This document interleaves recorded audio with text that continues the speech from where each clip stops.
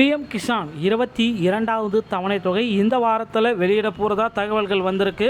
So என்ன அப்படின்றத பற்றின ஒரு முழுமையான அலசலை தான் இந்த ஒரு வீடியோவில் நம்ம பார்க்கலாம். நீங்கள் நம்முடைய சேனலை முதல் முறையாக பார்க்குறீங்க அப்படின்னா மறக்காமல் சப்ஸ்கிரைப் அண்ட் பெல்லை கிளிக் பண்ணி வச்சுக்கோங்க. இந்தியாவெங்கும் உள்ள கோடிக்கணக்கான சிறு மற்றும் குறு விவசாயிகள் பாரத பிரதமர் கிசான் சம்மன் நிதி யோஜனா திட்டத்தின் கீழ் வழங்கப்படும் 22வது தவணை தொகையாக 2000 ரூபாயை ஆவலுடன் எதிர்பார்த்து காத்திருக்கின்றனர். வழக்கமாக ஹோலி பண்டிகைக்கு முன்னதாகவே இந்த தொகை விவசாயிகளின் கணக்கில் வர வைக்கப்படும் என்று எதிர்பார்க்கப்பட்டது. ஆனால் தற்பொழுது மார்ச் மாதம் தொடங்கிவிட்ட நிலையிலும் அதிகாரப்பூர்வ அறிவிப்பு எதுவும் வெளியாகாது பயனாளிகளிடையே ஒரு எதிர்பார்ப்பை ஏற்படுத்தியுள்ளது. 22வது தவணை தொகை எப்பொழுது வெளியாகலாம்? மத்திய அரசிடமிருந்து இதுவரை நிதி வெளியீடு குறித்து முறையான அறிவிப்பு எதுவுமே வெளிவரவில்லை என்றாலும் ஊடக தகவலின்படி ஒரு முக்கிய செய்தி கசிந்துள்ளது.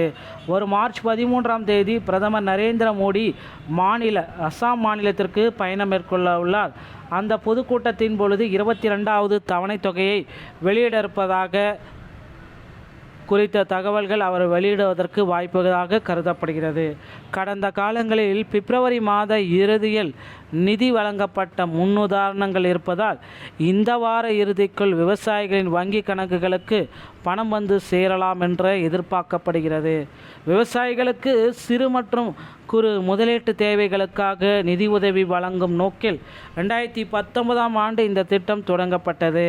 திட்டத்தின் கீழ் தகுதியுள்ள விவசாயிகளுக்கு ஆண்டுக்கு மொத்தம் 6000 ரூபாய் வழங்கப்படுகிறது. இந்த தொகை தலா 2000 வீதம் 3 சம தவணைகளாக பிரிக்கப்பட்டு இடைத்தரகர்கள் இன்றி நேரடியாக விவசாயிகளின் வங்கி கணக்கில் டிபிடி மூலம் கிடைக்கப்படுகிறது. இந்த தொகை யாருக்கு கிடைக்காது அப்படின்னு பார்த்தீங்கன்னா, விவசாயிகள் அனைவரும் இந்த திட்டத்தின் கீழ் பதிவு செய்திருந்தாலும் சில காரணங்களால் சிலருக்கு பணம் வராமல் போக வாய்ப்புள்ளது. குறிப்பாக இகேஒய்சி முடிக்காத நபர்களுக்கு நிதி கிடையாது. நிலப்பதிவேடுகள் முறையாக சரிபார்க்கப்பட்டு போர்ட்டலில் இணைக்கப்பட்டிருக்கும் விவசாயிகள் அல்லது குடும்பத்தினர் வருமான வரி செலுத்துவோராக இருந்தால் அவங்க கிடையாது. அவர்கள் திட்டத்தில் தகுதியடைய குடும்ப உறுப்பினர்கள் யாராவது அரசு பணியில் இருந்தாலோ மாதம் 10,000 அதிகமாக ஓய்வூதியம் பெறுவோராக இருந்தாலோ அவருக்கு பணம் கிடைக்காது. ஒவ்வொரு தவணைக்கு முன்பும் அரசு பயனாளர்களின் பட்டியலை தூய்மைப்படுத்துதல், தகுதியற்ற பெயர்களை நீக்கிட்டு இருக்காங்க. ஸோ உடனடியாக உங்கள் பணம் கிடைக்கணும் அப்படின்னா நீங்கள் போய்ட்டு இகேஒய்சி அந்த மாதிரி ப்ரொசீஜர்ஸ் ஏதாவது பெண்டிங்கில் இருந்தால் முடிச்சுக்கோங்க. ஸோ பெனிஃபிட் லிஸ்ட் பகுதியை தேர்ந்தெடுத்து உங்கள் மாநிலம், மாவட்டம், வட்டம், கிராமத்தை தேர்வு செய்து சமர்ப்பித்தபடி பட்டியலில் உள்ள பெயர் இருந்தால் அரசு நிதி வெளியீட்டோடு உங்கள் கணக்கிற்கு தானாகவே வந்துவிடும்.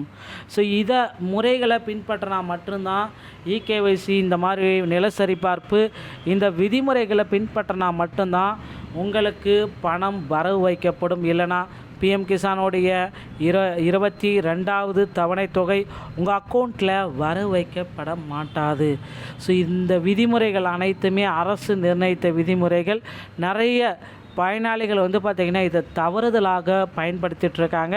அந்த தவறுதலாக பயன்படுத்துவர்கள் நீக்கிறதுக்காகவே இதை ரெடி பண்ணிகிட்ருக்காங்க. ஓகேங்களா?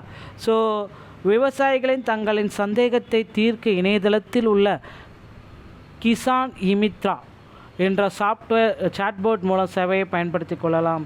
எனவே பணம் பெறுவதில் சிக்கல் ஏற்படாமல் இருக்க உடனே உங்கள் இகேஒய்சி மற்றும் நில விவரங்களை சரிபார்த்து கொள்ளுமாறு அனுமதிக்கப்படுகிறார்கள்.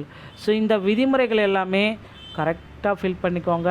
இது எல்லாமே முடித்து வச்சுக்கிட்டிங்கன்னா இஷ்யூஸ் எதுவுமே உங்களுக்கு வராது.